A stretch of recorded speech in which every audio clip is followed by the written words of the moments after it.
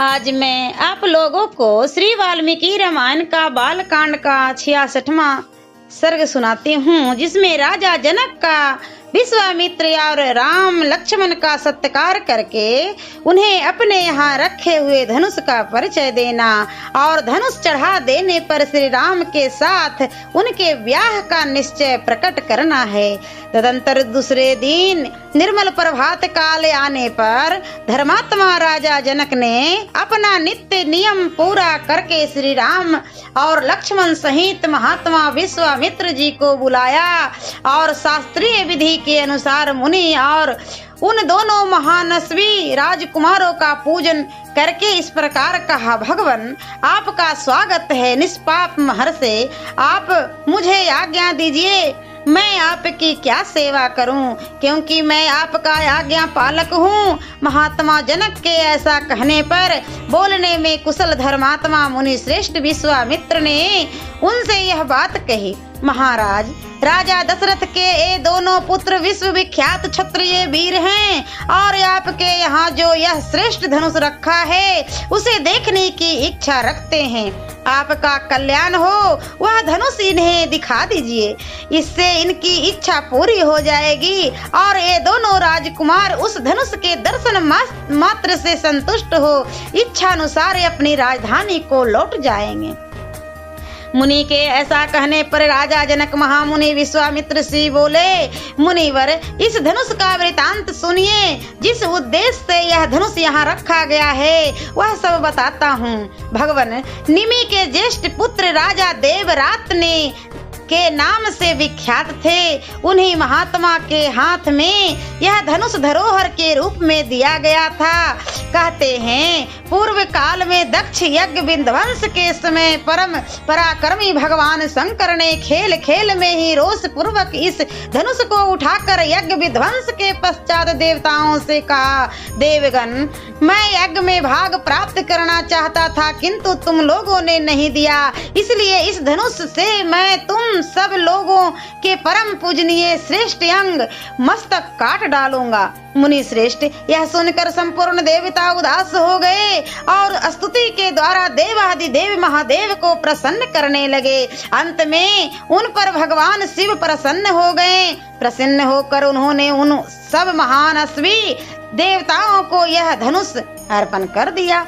वहीं यह देवाधिदेव महात्मा भगवान शंकर का धनुष रत्न है, जो मेरे पूर्वज महाराज देवरात के पास धरोहर के रूप में रखा गया था। एक दिन मैं यज्ञ करने के लिए भूमि शोधन करते समय खेत में हल चला रहा था। उसी समय हल के अग्रभाग से जोती गई भूमि से सीता एक कन्या प्रकट हुई। सीता हल द्वारा खींची गई रेखा से उत्पन्न होने के कारण उसका नाम सीता रखा गया। पृथ्वी से प्रकट हुई वह मेरी कन्या क्रमशः बढ़कर सयानी हुई। अपनी इस अयोनिजा कन्या के विषय में मैंने यह निश्चय किया कि जो इस पराक्रम से इस धनुष को चढ़ा देगा उसी के साथ मैं इसका ब्याह करूंगा। इस तरह इसे वीर्य सुलका बनाकर अपने घर में रख छोड़ा है। मुनि श्रेष्ठ, भूतल से प्रकट हो दिनों दिन बढ़ने वाली मेरी पुत्री सीता को कई राजाओं ने यहाँ आकर मांगा, परंतु भगवान, कन्या का वरण करने वाले उन सभी राजाओं को मैंने यह बता दिया कि मेरी कन्या वीर्य सुलका है। यही कारण है कि मैंने आज तक किसी को अपनी कन्या नहीं दी। मुनि पुंगम, तभी सभी राजा मिलकर मिथिला में आए और पूछने लगे कि राजकुमारी सीता को प्राप्त करने के लिए कौन सा पराक्रम निश्चित किया गया है। मैंने पराक्रम की जिज्ञासा करने वाले उन राजाओं के सामने यह शिव जी का धनुष रख दिया, परंतु वे लोग इसे उठाने या हिलाने में भी समर्थ न हो सके। महामुनि, उन पराक्रमी नरेशों की शक्ति बहुत थोड़ी जानकर मैंने उन्हें कन्या देने से इनकार कर दिया।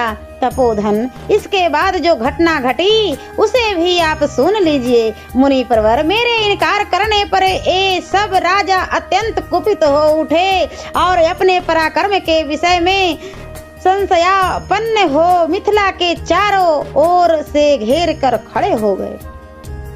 मेरे द्वारा अपना तिरस्कार हुआ मानकर उन श्रेष्ठ नरेशों ने अत्यंत रुष्ट हो मिथिलापुरी को सब ओर से पीड़ा देना प्रारंभ कर दिया। मुनि श्रेष्ठ पूरे 1 वर्ष तक वे घेरा डाले रहे। इस बीच में युद्ध के सारे साधन छिन्न हो गए। इससे मुझे बड़ा दुख हुआ। तब मैंने तपस्या के द्वारा समस्त देवताओं को प्रसन्न करने की चेष्टा की। देवता बहुत प्रसन्न हुए और उन्होंने मुझे चतुरंगनी सेना प्रदान की। फिर तो हमारे सैनिकों की मार खाकर वे सभी पापचारी राजा जो बलहीन थे अथवा जिनके बलवान होने में संदेह था, मंत्रियों सहित भागकर विभिन्न दिशाओं में चले गए। मुनि श्रेष्ठ, यही वह परम प्रकाशमान धनुष है, उत्तम व्रत का पालन करने वाले महर्षि। मैं उसे श्री राम और लक्ष्मण को भी दिखाऊंगा। मुने, यदि श्री राम इस धनुष की प्रशंसा चढ़ा दे तो मैं अपनी अयोनिजा कन्या सीता को इन दशरथ कुमार के हाथों में दे दूंगा। सियावर रामचंद्र की जय। और मैं अगले वीडियो में 67वां सर्ग सुनाऊंगी।